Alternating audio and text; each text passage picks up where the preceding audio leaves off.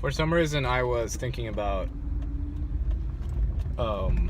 this thing called Hegelian Dialectic, and it had been a bit since I had looked up what that meant.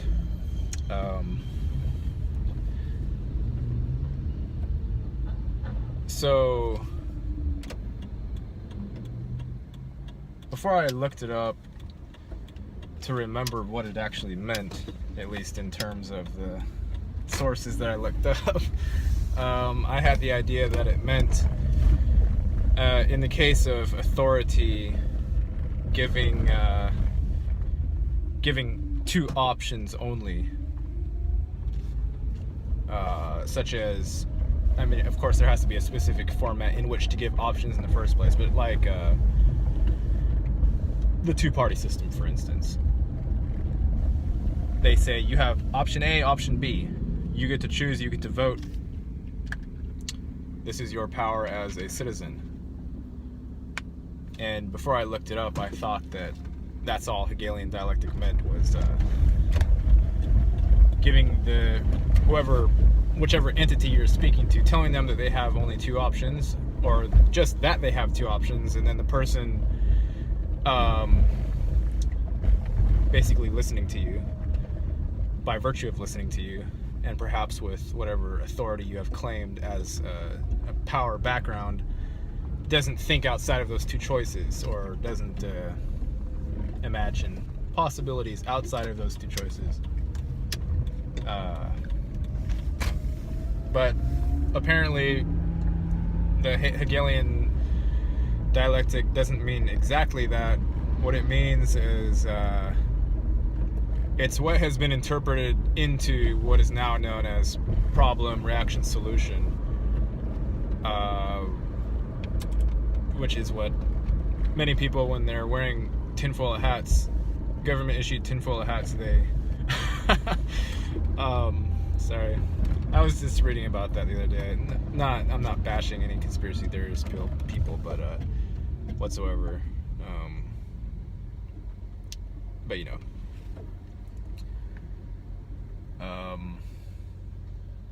Anyway, nowadays, the Hegelian dialectic has been translated into problem, reaction, solution, where the government or some other governing entity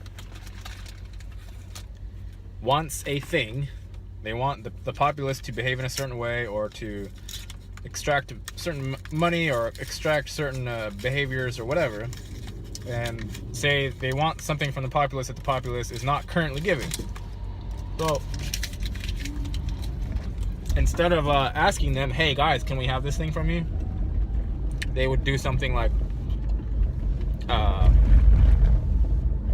they would stage some sort of event, cause a reaction in the people, usually fear, because that's the easiest emotion to kind of cater to, because people don't like it.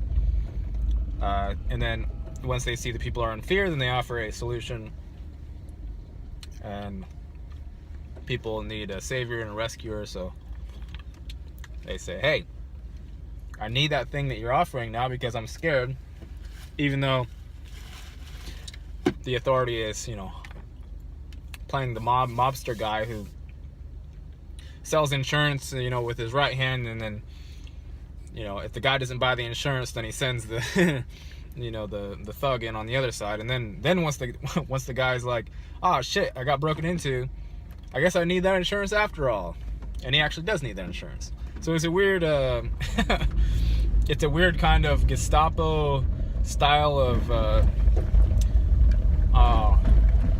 forcing things on the populace, which is actually sort of a protection at the same time, like in the case of the mobsters, where yes, they're the ones that are going to kick your ass if you don't buy their insurance, but it literally is a safety. So it's not just like, you know what I'm saying? Unless you become the mob yourself and understand why they behave like they do. But in formal terms, Hegelian dialectic, the premise was more of a debate, or an argument, a theoretical argument, where A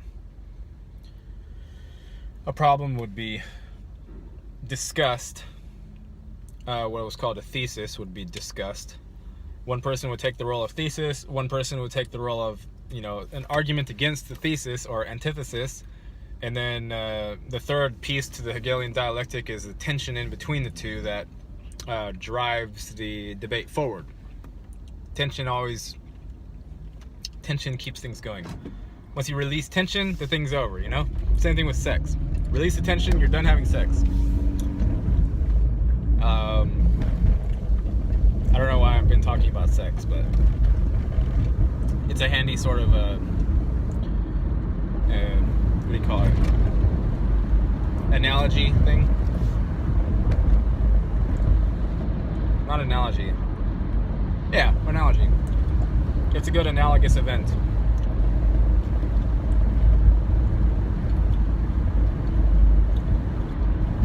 I don't really know what's the purpose of this video at all. Other than I wanted to let you all know that I looked up Hegelian Dialectic and now I know about it, at least somewhat. And now you know about it somewhat. Even though you probably already knew about it somewhat.